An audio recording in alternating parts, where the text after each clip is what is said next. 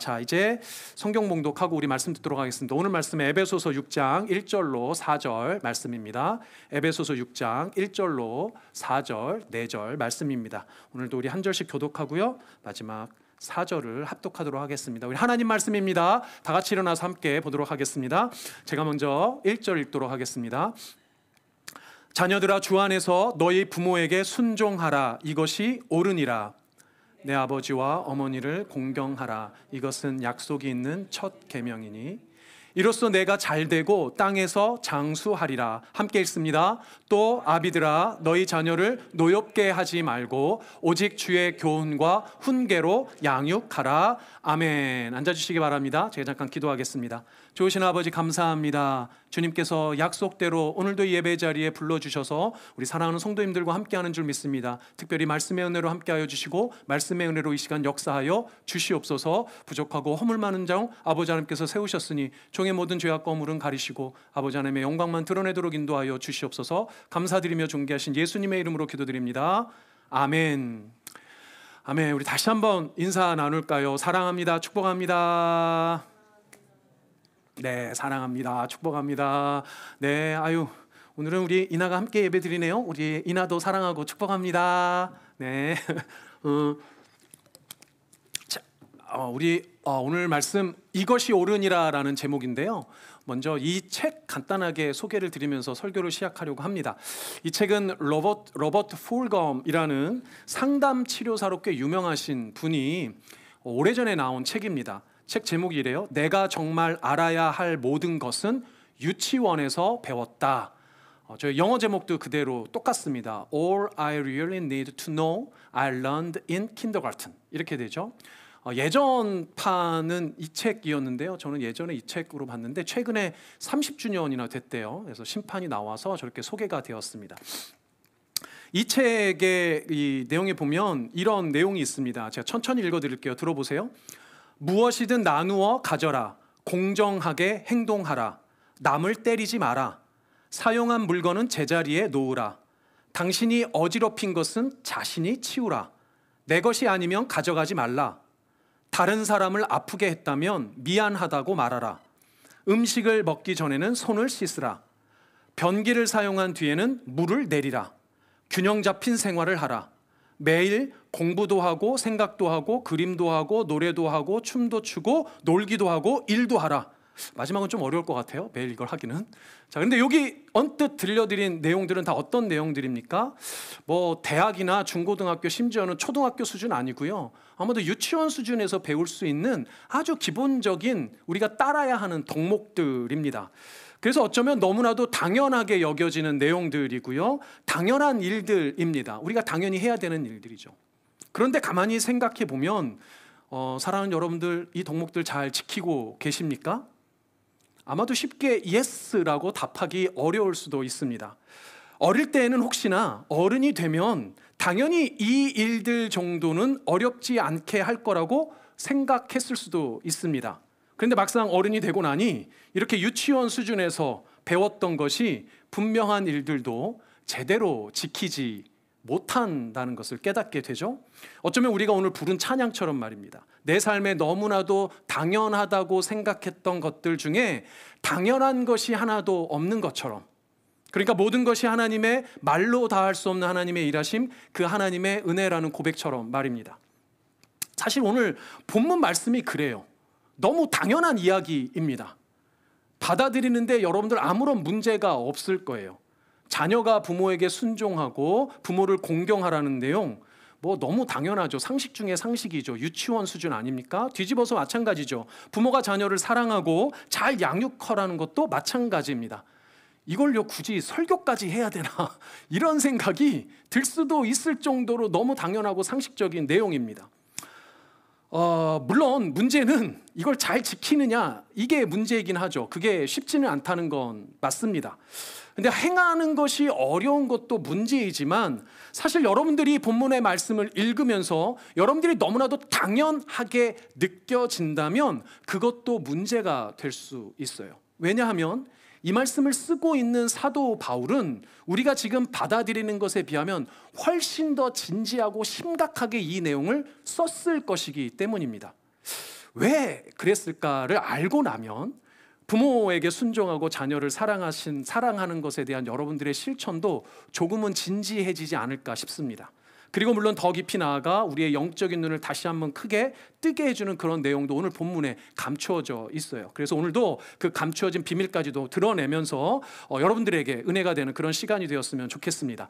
먼저 오늘 본문의 말씀을 다시 한번 조금 살펴보도록 하겠습니다. 먼저 1절에서 3절까지 말씀 여러분들 함께 읽어보겠습니다. 같이 읽어보겠습니다. 시작. 자녀들아, 주 안에서 너희 부모에게 순종하라. 이것이 옳으니라. 내 아버지와 어머니를 공경하라. 이것은 약속이 있는 첫 계명이니 이로써 내가 잘되고 땅에서 장수하리라. 자, 자녀가 부모에게 순종하고 공경하는 거 앞서 말씀드린 대로 너무나도 당연한 말씀이잖아요. 바울은 다른 데서도 거의 비슷한 동일한 메시지를 주고 있는데요. 골로새서 3장 20절 말씀입니다. 골로새서 3장 20절 말씀에 이렇게 사도 바울은 이야기합니다. 자녀들아, 모든 일에 부모에게 순종하라. 이는 주 안에서 기쁘게 하는 것이니라.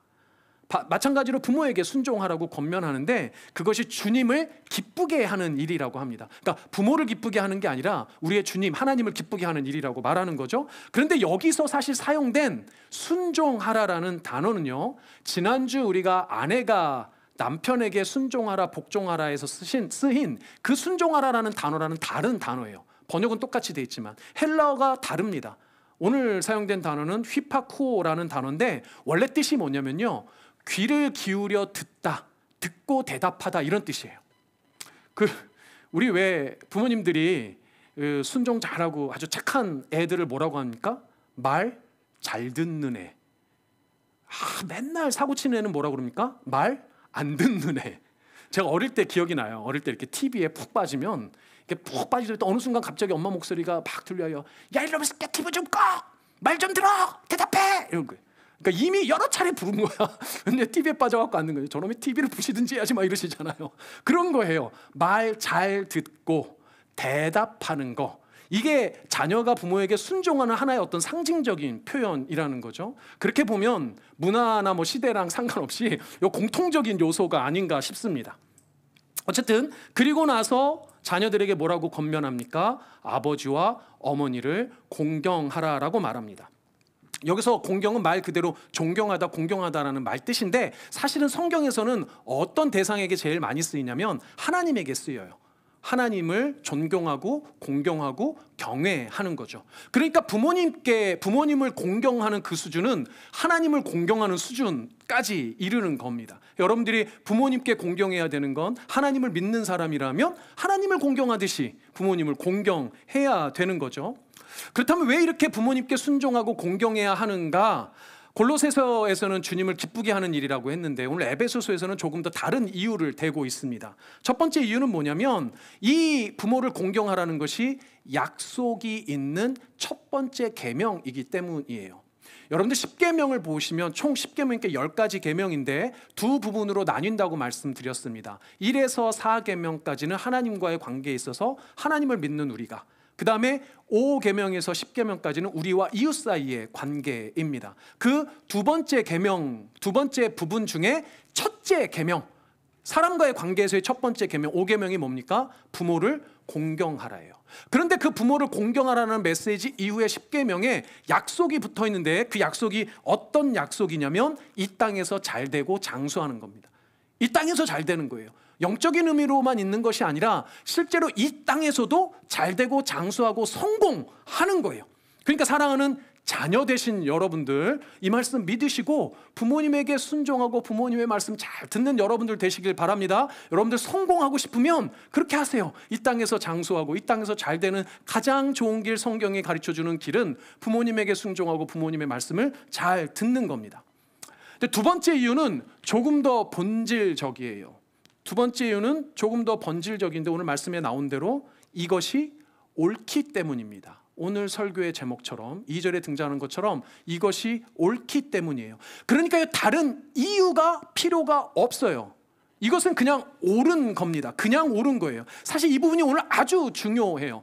아주 중요한데 이 부분을 조금 더 뒤에 자세히 설명을 하겠습니다. 하여간 여러분들 다른 어떤 이유가 필요 없이 여러분들의 부모님이 어떤 분들이든지, 여러분들의 부모님들이 뭐 얼마나 부자이건 아니건, 여러분들의 부모님들이 얼마나 뭐 학력이 높건 낮건, 여러분들의 부모님들이 어떤 조건이든 간에 관계없이 여러분들은 여러분들의 부모에게 순종하고 공경하는 것이 마땅하다는 거예요. 그것이 옳은 겁니다. 당연한 거라고 말씀하는 겁니다.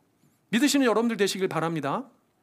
자, 그런데 이제는 부모님 차례로 이제 가볼게요. 자, 부모님 차례로 가보는데 부모님의 차례에서는 조금 더 주의해서 봐야 합니다. 4절입니다. 우리 다시 한번 읽어보도록 하겠습니다. 4절 띄워주시겠습니까? 같이 읽습니다. 시작.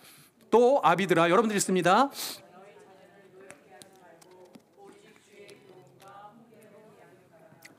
아멘.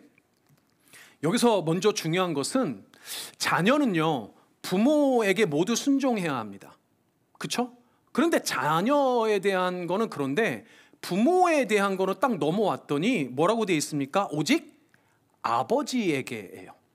헬라어 원어 자체도 파테르라는 단어, 여러분들 파테르라는 단어가 헬라어로 아버지라는 단어인데 아버지를 그대로 썼습니다. 바로 위에 부모라는 단어는 다른 단어예요. 그러니까 오늘 본문에 보면 아비드라라는 표현은 정확히 아버지들아 이렇게 시작합니다.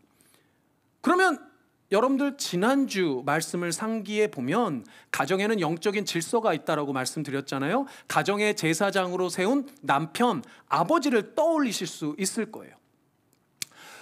한국에서 뭐 미국에서까지는 잘 모르겠습니다. 한국에서 보통 청소년 상담, 자녀 상담을 하면 그것이 곧 가정 상담으로 이어진다라고 말씀을 드린 적이 있었던 것 같아요.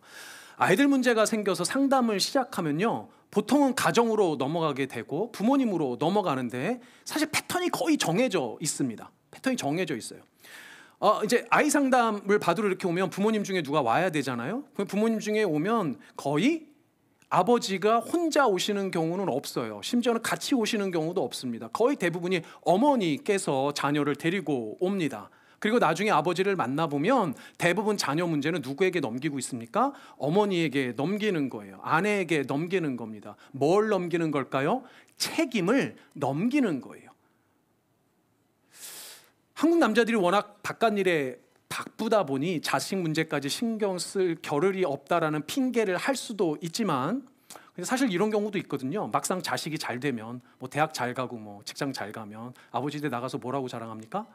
저놈 자식은 누군 닮아서 그런지 모르겠어요. 뭐 이러고 자랑하잖아요. 누굴 닮았다는 얘기일까요? 자기를 닮았다는 얘기 아닐까요?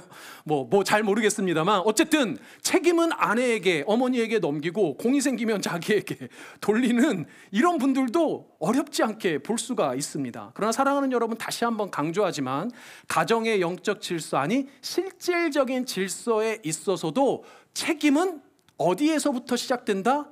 아버지께로부터 시작된다는 거예요. 물론 그 책임이 막중하기 때문에 아내들은, 물론 자녀들도 아버지에게 순종해야 되고 아버지를 공경해야 됩니다. 그러나 여러분들 그 책임이 아버지에게 먼저 있다는 건 기억하셔야 된다는 거예요. 오늘 본문에 보면 그 아버지가 자녀들을 무엇으로 가르쳐야 하냐면 교훈과 훈계로 가르치라고 말씀하고 있죠. 근데 그 교훈과 훈계라는 단어도 결국은 바꾸어 보면 요즘 시대로 이해하면 교육과 책망, 혼내는 거예요. 징계예요. 그러니까 긍정적인 면에서는 교육이고 부정적인 면에서는 징계죠. 자녀의 교육의 책임이 아버지에게 있는 거예요. 징계를 하고 혼을 내는 것도 1차적으로는 아버지에게 있다는 겁니다. 물론 어머니에게 없다라는 의미라기보단 그 책임의 결정권, 결정적인 책임, 그건 아버지에게 우선적으로 있다라는 걸 의미해요. 그런데 더 중요한 건 이 교훈과 훈계가 누구의 교훈과 훈계냐는 거죠. 아버지 자신의 경험, 아버지 자신의 신념, 아버지 자신의 교육 철학을 빙자한 개똥 철학에 근거한 것이 아니에요. 오늘 본문에서 말하는 교훈과 훈계는 분명히 누구의 교훈과 훈계라고 되어 있나요? 주의 교훈과 훈계입니다. 이게 아주 중요해요. 이 표현을 정확하게 이해할 수 있는 성경의 다른 본문이 있습니다. 디모데후서입니다. 디모데후서 3장 16절에 바울은 디모데에게 이렇게 말하고 있습니다. 같이 읽어보겠습니다. 시작. 모든 성경은 하나님의 감동으로 된 것으로 교훈과 책망과 바르게 함과 의로 교육하기에 유익하니. 아멘. 그러니까 무슨 말씀입니까? 하나님의 말씀으로 가르쳐야 한다는 거예요. 왜 아버지를 가정의 제사장이라고 하는지 이해하실 수 있을 겁니다. 무엇보다도 그래서 이 시대에 가정의 아버지들이 가장 먼저 말씀으로 회복되어져야만 하는 이유가 여기에 있어요. 물론 오늘 뒤에 다른 이야기들도 중요하겠지만 결론적으로 사랑하는 여러분들, 여러분들의 남편들이, 여러분들의 아버지들이 먼저 하나님의 말씀으로 회복되어지는 은혜가 있기를 소망합니다. 그래서 여러분들의 가정이, 부모 자녀의 관계가 하나님의 말씀 안에서 온전해지고 하나님 아버지 안에서 아름답게 회복되어지기를 바라요. 그런 은혜가 있기를 축복합니다. 아멘. 자, 이렇게 간단하게 우리가 오늘 본문의 내용을 좀 훑어봤어요. 자, 그런데 이렇게만 보면 오케이 이렇게 받아들이는데 크게는 문제가 없으셨을 것 같아요. 그런데 이 본문에 조금 더 배경적인 설명이 있어야 이 본문이 왜 진지하고 심각해지는지가 나옵니다. 우선 이 부분을 한번 생각해 보겠습니다. 오늘 본문에서 사도 바울은 아비들에게 자녀들에 대한 권면을 할 때 이렇게 권면합니다. 아버지들에게 자녀를 노하게 하지 말라라고 권면하죠. 왜 여러분들 가정의 자녀들이 분노합니까? 왜 여러분들의 자녀가 화를 냅니까? 물론 여러 가지 이유가 있을 수 있어요, 상황에 따라서. 그러나 흔히 말하는 라떼 is horse, 라떼는 말이야, 이걸로 가르치려고 하는 것 때문 아니겠어요? 그런데 왜 안 먹힙니까? 보통 이런 이유예요. 그렇게 말하는 부모님의 삶의 모습이 자녀들 보기에는 부모님 자신도 그렇게 살지 못하거든요. 자기도 그렇게 살지 못하면서 자기에게만 그렇게 살라고 하면 쉽게 받아들여지겠습니까? 가만히 보니 엄마도 아빠도 맨날 실수하고 엄마도 아빠도 맨날 넘어지잖아요. 그러니까 자녀들 보기에 부모님 스스로도 완전하지 않은 거예요. 야, 스마트폰 그만 봐 라고 말하면서 아빠 엄마는 중독이야. 야, 이놈아, 너 책 좀 봐, 공부 좀 해. 엄마 아빠 책을 본 걸 본 적이 없어. 그러니까 애들이 따르겠냐는 거죠. 공부하라고 하면서 본인은 책 한 번 안 보고 스마트폰 보지 말라고 하면서 본인은 스마트폰 중독이고, 말과 행실이 다르고 안과 밖이 다르니까 그런 부모들의 모습에, 그런 부모들의 가르침에 아이들이 분노하는 거 아니겠어요? 결국은 중요한 건 이거예요. 부모님들조차도 그 자체로 완전하지도 절대적이지도 않다라는 것을 우리가 인정해야 하는 겁니다. 그리고 자녀들도 사실 크고 나면, 조금만 크고 나면 그 부모님들의 연약함과 부족함을 알게 되는 겁니다. 그래서 오늘 성경의 말씀은 사실 지난주 우리가 살펴보았던 피차의 진실이라는 그 원리가 그대로 이어지고 있다는 것을 여러분들이 볼 수 있어요. 말하자면 성경은 부모와 자녀의 관계 역시 피차의 관계라는 겁니다. 지난주 말씀대로 그리스도 안에서 피차 서로 존귀하게 여기고 피차 사랑하며 섬기는 관계가 되어야 한다는 겁니다. 이 표현을 조금 어렵게 표현하면 부모와 자녀의 관계도 역시 상대적이라는 거예요. 부모가 절대적일 수 없고 자녀 역시 절대적일 수 없어요. 근데 사랑하는 여러분, 이 시대의 가장 큰 부모 자녀의 문제가 뭔지 아세요? 자녀 절대주의예요. 자녀 절대주의. 애가 해달라고 하면 다 해주는 거예요. 사달라고 하면 다 사줘요. 해달라고 해주면 다 해주고 사달라고 하면 다 사주니까 뭐 하나 안 사준다고 그러고 뭐 하나 아예 안 해준다고 그러면 애가 어떻게 해요? 자리에 들어 누워버리잖아요. 그러면 또 뭐 부모가 자녀 앞에서 벌벌 떱니다. 자녀 절대주의예요. 자녀가 곧 길이요 진리요 생명이 되어버린 겁니다. 그러나 성경은 부모는 물론 자녀도 상대적이라는 거예요. 절대적인 사람이 아니라는 겁니다. 똑같은 하나님의 형상이기도 하지만 똑같은 죄인이기 때문에 서로에게 절대적인 존재가 될 수가 없다는 거예요. 그래서 오늘 본문을 보면 놀라운 표현이 뭐냐면 1절에서 부모에게 순종하는 것이 옳다라고 말하는 거예요. 사랑하는 여러분, 이 옳다라는 표현은 상대적인 표현이 아니에요. 옳다라는 건 절대적인 표현입니다. 그러니까 사실 오늘 제목 이것이 옳으니라를 풀었으면 이것은 절대적으로 옳은 거야, 이건 절대적으로 당연한 거야 라고 말하는 겁니다. 이것이 옳다라고 말하는 것은 시대 상황에 변할 수 있는 어떤 도덕적인 개념, 윤리적인 개념이 아니라는 거예요. 우리가 지금 듣기에 자녀가 부모에게 순종하는 것은 마치 시대적 상식과 같고 당연한 일처럼 여겨지잖아요. 그런데 그런 게 아니라는 거예요. 어떤 시대나 문화나 여러분들 상관없이 자녀가 부모에게 순종하고 부모가 자녀 사랑하는 거 너무나도 당연하고 상식적인 얘기 아니야? 라고 느껴질 수 있지만 그렇지 않기 때문에 사도 바울은 이것이 옳다라고 지금 절대적인 거라고 강조하는 겁니다. 왜 그럴까요? 왜 자녀가 부모에게 순종하는 것은 당연하지 않다라고 이 시대 사람들은 이해했을까요? 사도 바울이 이 글을 쓸 때 당시에 여러분들이 그 시대적 배경과 정황을 이해해야만 이 본문의 말씀이 왜 그렇게 진지하고 심각한지를 알 수 있다는 겁니다. 여러분들 에베소서는 언제 쓰여졌습니까? 기원 후 1세기 중반이었어요. 그 시대는 어떤 시대였냐면 헬레니즘의 문화가 장악하던 시대였고 몇 번 말씀드린 대로 로마 제국이 다스리던 로마의 시대였습니다.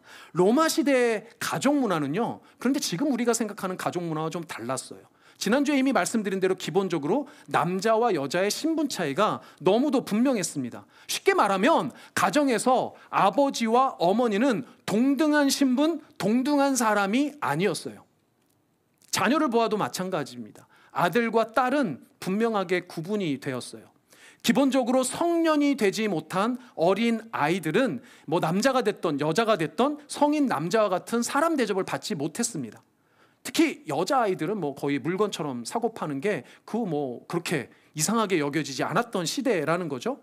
그렇게 로마는 철저하게 성인 남자를 중심으로 이루어진 세상이었어요. 물론 성인 남자들 사이에도 신분의 계급이 있었지만, 그리고 남자들로 이루어진 혈연으로 맺어진 가문이 아주 중요했습니다. 그러니 자녀들 입장에서, 특히 남자아이 입장에서 어머니를 아버지와 동등하게 여겨서 존경하고 순종하고 공경하는 건 당연한 일이 아니었다는 거예요. 그런데 오늘 성경은 뭐라고 당시의 남자아이들에게 말하는 겁니까? 부모에게 아버지뿐만이 아니라 어머니에게도 두 분을 동등하게 여기고 동등하게 순종하고 동등하게 공경하라라고 말하는 거예요. 로마 시대의 가족 문화의 배경에서는 이 말씀이 당연한 권면이 아니었다는 겁니다. 그런 의미에서 보면 오늘 본문에서 자녀가 부모에게 기꺼이 순종하고 기꺼이 공경하는 것도 마찬가지예요. 왜냐하면 당시 로마 사회는 혈연이 아주 중요한 사회이기도 했지만 그 혈연만큼이나 중요했던 것이 있습니다. 그게 뭐냐면 실력이에요. 조건이에요. 실력과 조건, 그 사람이 가지고 있는 실력이 없으면 아무리 친아들이라고 하더라도 남의 자식보다 더 못한 처지로 내리칠 수 있었습니다. 반대로 자기 아들이 아니더라도 실력이 있고 조건이 괜찮으면 기꺼이 친아들보다 친자식보다 더 좋은 대우를 할 수도 있었어요. 그래서 발달한 것이 무슨 제도냐면 양자제도예요. 양자제도. 예를 들어 보면 여러분들 예수님이 태어났을 당시에 로마의 황제가 있었습니다. 이름이 뭐냐면 아우구스투스예요. 아우구스투스. 사실상 로마를 제국이라고 명칭하고 로마의 황제를 칭할 때 제1호 황제가 이 아우구스투스였습니다. 그만큼 로마가 강력했던 시기예요. 여러분들 팍스 로마나라는 말을 들어봤을 겁니다. 로마를 통해서 온 세상이 평화가 임한다는 거예요. 그 시대가 바로 이 시대였습니다. 로마의 역사상 아마도 가장 융숭했던 시기가 이 시기였을 거예요. 자, 그런데 이 아우구스투스의 풀네임이 있습니다. 풀네임. 아우구스투스는 다른 별칭이고 풀네임이 있어요. 풀네임이 길어갖고 저도 못 외워가지고 썼습니다. 잘 들어보세요. 가이우스 율리우스 카이사르 옥타비아누스. 이게 풀네임이에요. 가이우스 율리우스 카이사르 옥타비아누스. 자, 근데 여기에 뭔가 여러분들 익숙한 이름이 하나 있습니다. 여러분들 역사에 대해서 좀 관심 있는 사람이라면 바로 율리우스 카이사르라는 이름이죠. 여러분들 시저라고 알려져 있는 이름입니다. 이 사람이 아우구스투스가 아니고 율리우스 카이사르, 그러니까 시저가 아우구스투스의 아버지예요. 그런데 친아버지가 아니에요. 아우구스투스는 시저의 양자입니다. 그러니까 시저의 양자인 아우구스투스가 시저를 이어서 황제가 된 거예요. 아우구스투스가 로마의 황제로 오를 수 있었던 결정적인 이유는 시저가 죽으면서 남긴 유언장 때문이었다고 합니다. 그 시저의 유언장에는 자신의 양자인 아우구스투스에게 후계를 넘기겠다라고 하는 글이 기록되어 있는 거예요. 그러니까 사실 생각해 보세요. 시저에게는 아우구스투스 말고도 본인의 친아들이 여럿 있었을 거예요. 그런데 아우구스투스가 친아들이 아닌 양자인 아우구스투스를 후계자로 삼은 거예요. 이유는 뭘까요? 단순합니다. 실력이 있었던 거예요. 능력이 있었던 거예요. 조건이 받쳐주는 거예요. 혈연보다 실력이 더 중요했다는 겁니다. 근데 여러분들, 만약에 이 당시에 분명히 친아들들이 있었을 거예요. 친자식들이 있었을 거예요. 그럼 친아들 입장에서 보면 자기가 받을 모든 유산과 권력을 피 한 방울 섞이지 않은 다른 자식이 가져간다면 기분이 어떻겠습니까? 화나지 않았겠어요? 혹은 똑같은 자식으로 태어났는데 단지 딸이라는 이유만으로 아예 인간 대접도 해주지 않는다면 어땠겠어요? 자녀들에게 노하게 하지 말라라고 하는 권면이 이해가 되십니까? 이런 시대적 맥락에서 단지 부모이기 때문에 부모에게 순종하라라고 이 본문을 해석하는 건 대단히 순진한 해석이라는 거예요. 당시의 문화에서 자녀들은 부모를 우리가 생각하는 그런 의미로 생각하지 않았어요. 나실 때 괴로움 다 잊으시고 기르실 때 밤낮으로 자기를 길러주신 그 부모에게 순종하라는 의미가 아니었을 가능성이 크다는 겁니다. 그런 의미가 어떤 의미입니까? 당시의 자녀들은 부모들을 어떻게 대했는가? 사도 바울은 다른 성경 로마서에서 그 당시의 자녀들이 부모들을 어떻게 대했는지 이렇게 기록을 하고 있어요. 로마서 1장 30절입니다. 1장 30절에 이렇게 기록하고 있어요. 비방하는 자요, 하나님께서 미워하시는 자요, 능욕하는 자요, 교만한 자요, 자랑하는 자요, 악을 도모하는 자요, 그리고 부모를 거역하는 자요. 거역하다는 표현은 정확히 불순종하다는 겁니다. 순종의 반대말이죠. 근데 그런 자들이 다 이퀄이죠. 비방하는 자, 하나님께서 미워하시는 자, 능욕하는 자, 교만한 자, 자랑하는 자, 악을 도모하는 자, 그 당시 때 사람들이 부모를 거역하는 자 동일해요. 심지어는 문맥에도 마찬가지입니다. 28절에서는 이런 사람들을 그들의 마음에 하나님 두기를 싫어하는 사람들이라고 말해요. 이어서는 하나님께서 그 죄 중에 그냥 내버려 두시는 사람들이 이런 사람들이라고 말합니다.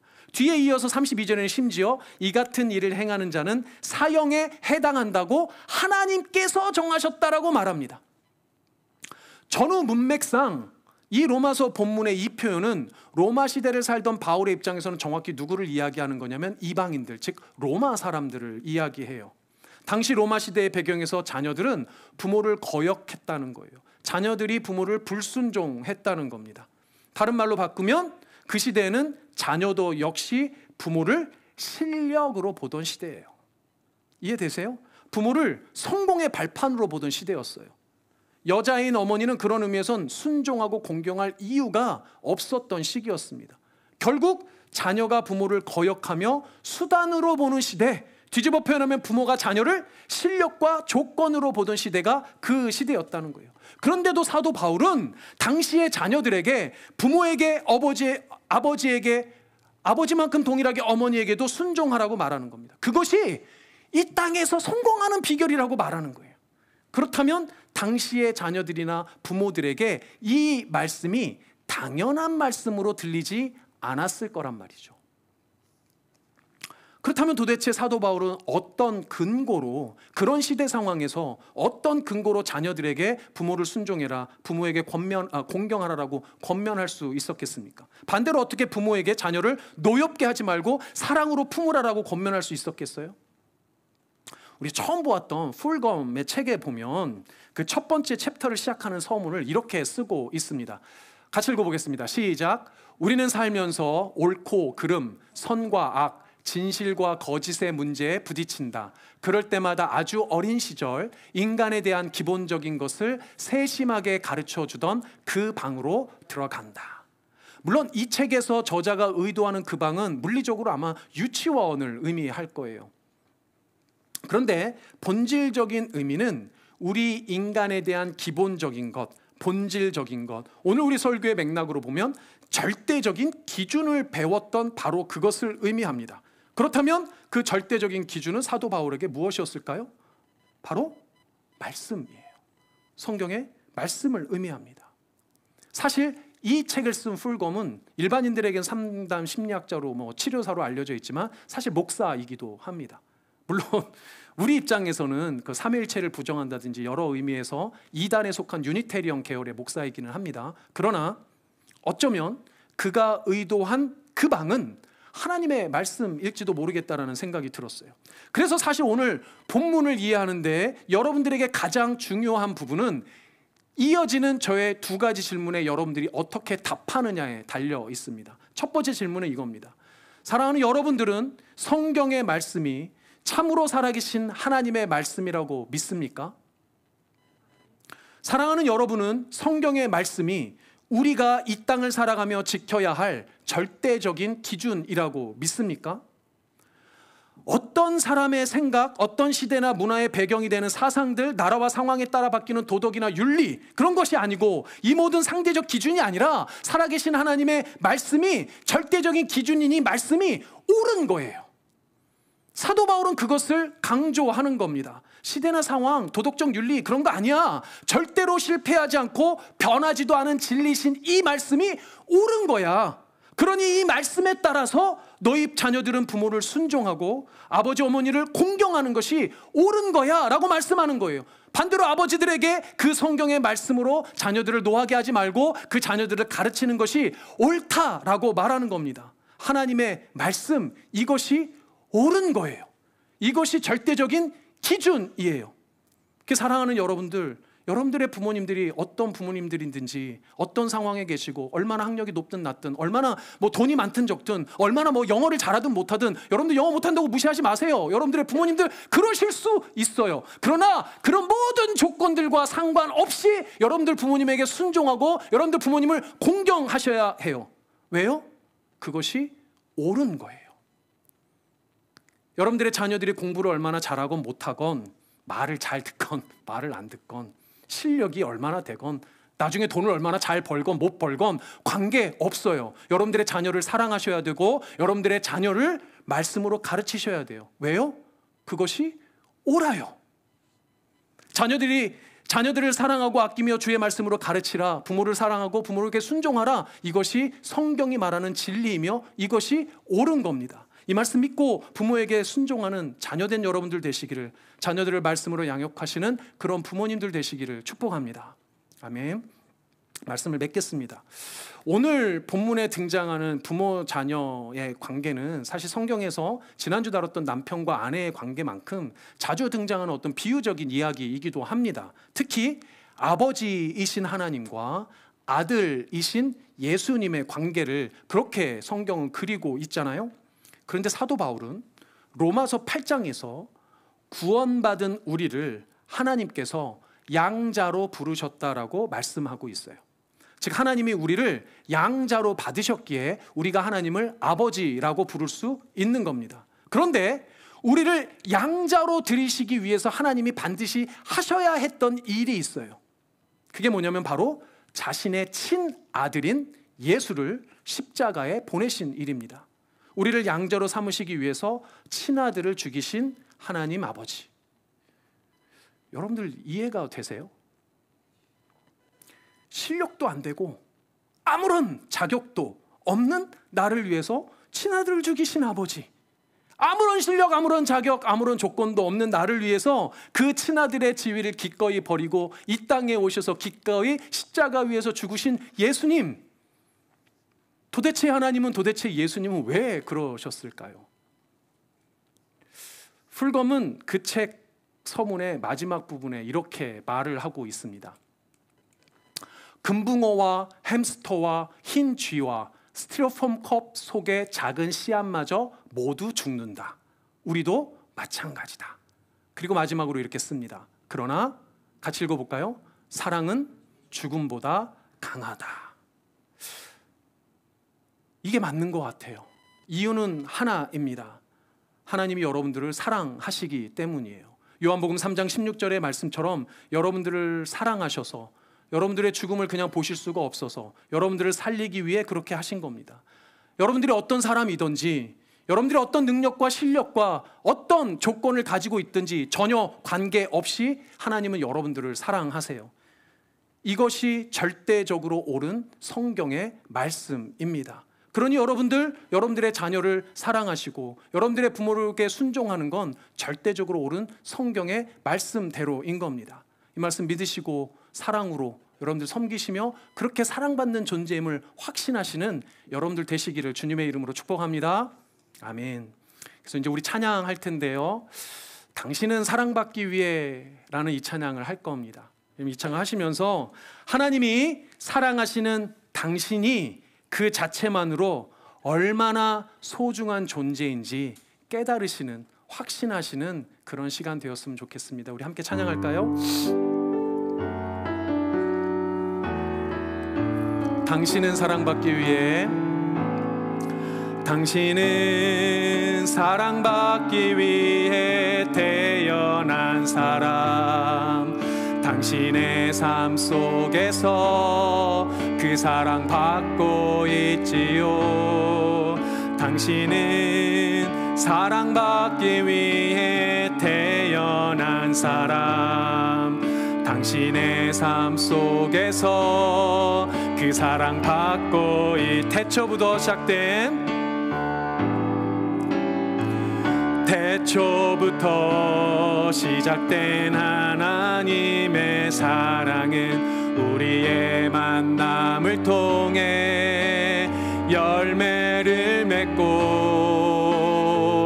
당신이 이 세상에 존재함으로 인해 우리에게 얼마나 큰 기쁨. 여러분들 가슴에 손을 얹고 여러분들 자신에게 찬양했으면 좋겠습니다. 당신은 사랑받기 위해 태어난 사람, 지금도 그 사랑 받고 여러분들은 하나님의 사랑을 받기 위해, 당신은 사랑받기 위해 태어난 사람,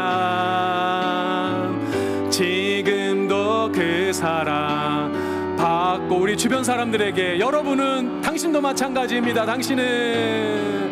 당신은 사랑받기 위해 태어난 사람, 지금도 그 사랑 받고 있지요. 당신은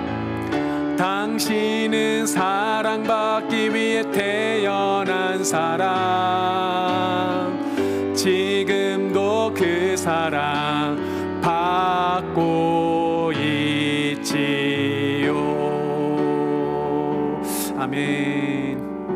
이 시간 여러분 잠깐 눈을 감고 여러분들 가족을 위해서 좀 함께 기도했으면 좋겠습니다. 여러분들의 부모님을 위해서, 여러분들의 자녀를 위해서, 여러분들의 남편과 아내를 위해서, 우리가 아까 전에도 기도했던 것처럼 특별히 여러분들 가족들 중에 아직도 예수 그리스도를 알지 못하는, 예배의 자리가 회복되지 않은, 혹은 여러분들의 가족들 중에 영의 아픔뿐만 아니라 육신의 아픔이 있는 가족들이 있다면 그 가족들을 위해서 기도했으면 좋겠습니다. 여러분들 그동안 순종하지 못했다면 여러분들의 부모님을 위해서, 여러분들 그동안 사랑하지 못했다면 여러분들의 자녀를 위해서, 여러분들의 남편과 아내를 위해서 이 시간 간절하게 주님, 나의 부모님들을 사랑하여 주시옵소서, 나의 자녀들을 주님 사랑하여 주시옵소서, 나의 남편과 아내를 사랑하여 주시옵소서, 온전히 여러분들의 가족들을 위해서 기도하는 시간 되었으면 좋겠습니다. 기도하며 나아가겠습니다. 아버지 하나님 감사합니다.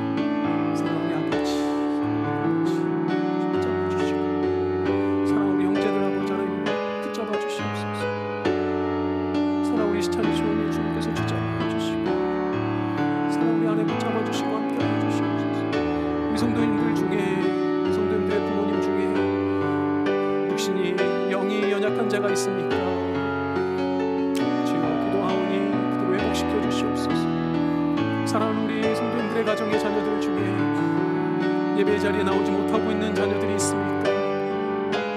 주 그들을 회복시켜 주시옵소서. 사랑하는 성도님들의 남편 중에, 아내 중에 제 말씀으로 회복이 필요한 자녀들이 있습니까? 회복해 하여 주시옵소서. 중파하고 있는 아버지 하나님 문제를 위해서 그들의 기도 가운데 역사하시고 응답하여 주시고, 또 가정마다 오르신 주의 말씀으로 회복되어지는 놀라운 은혜를 허락하여 주시옵소서.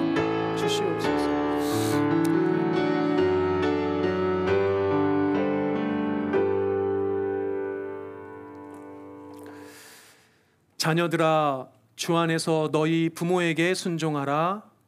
또 아비들아, 너희 자녀를 노엽게 하지 말고 오직 주의 교훈과 훈계로 양육하라. 이것이 옳으니라.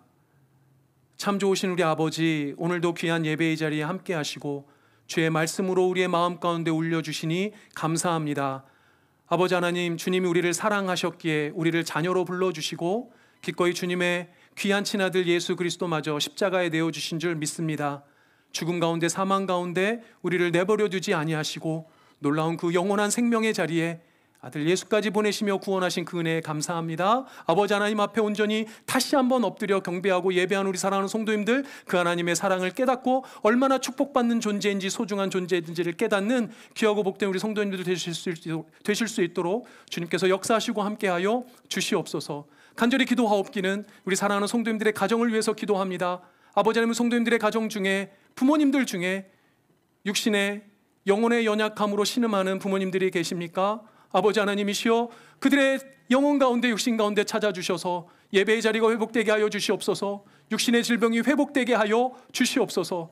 우리 사랑하는 성도님들의 자녀들 중에 믿음이 필요하고 구원이 필요하고 예배의 자리가 필요한 자녀들이 있습니까? 아버지 하나님께서 역사하여 주시고 함께하여 주셔서 그들의 영이 소송하게 하여 주시옵소서. 주의 말씀의 진리로 아버지 하나님 예배의 자리로 돌아올 수 있는 귀한 은혜를 허락하여 주시옵소서. 우리 사랑하는 성도님들의 가정 중에 남편이, 아내가 예배의 자리가 필요하고 주의 말씀이 필요한 남편이 있습니까? 아내가 있습니까? 아버지 하나님, 가정들마다 남편이, 아내가 주의 말씀으로 회복되어지며 영이 부응하는 놀라운 회복의 역사가 있을 수 있도록 주님 도와 주시옵소서. 우리는 연약하고 우리는 작으오나 그 작은 자로 천을 이루고 그 약한 자로 강국을 이루시는 아버지 하나님을 믿고 의지할 때 사랑하는 우리 성도님들의 모든 가정이 주의 말씀으로, 살아계신 진리의 그 오르신 말씀으로 다시 한번 흥왕하고 부응하는 놀라운 은혜의 역사를 허락하여 주시옵소서. 우리 사랑하는 성도님들, 귀한 예배의 자리에 이들의 삶의 물질을 올려드립니다. 삶의 모든 것을 주 앞에 첫 자리로 올려드립니다. 귀한 예물 받아주시고 흠양하셔서 주님도 아버지 하나님, 이 자리에 계신 그 주님께서 우리 사랑하는 성도님들의 모든 삶의 자리 가운데 풍요의 자리로, 풍성한 자리로 아버지 하나님께서 초대하여 주시고 인도하여 주시며 부족함이 없도록 채워 주시옵소서. 지금은 우리를 구원하여 주신 예수 그리스도의 은혜와 아버지 하나님의 극진하신 사랑과 성령 하나님의 교통하심이 우리를 위해 친아들 예수 그리스도마저 아끼지 아니하신 그 아버지 하나님의 사랑, 그 사랑의 말씀이 담긴 하나님의 놀라운 성경의 그 진리의 말씀의 오르심을 따라 나에게 허락한 부모님을 사랑하고 순종하고 공경하며 나에게 허락한 자녀들을 사랑으로 섬기고 말씀으로 가르치기를 소망하고 작정하는 사랑하는 우리 샬롯집을 블루진 한익교회 모든 성도님들의 머리 위에, 이들의 가정과 일생 위에, 타지에 멀리 떠나 있는 가족들과 자녀들 위에까지 지금부터 영원토록 함께 있을지어다. 아멘.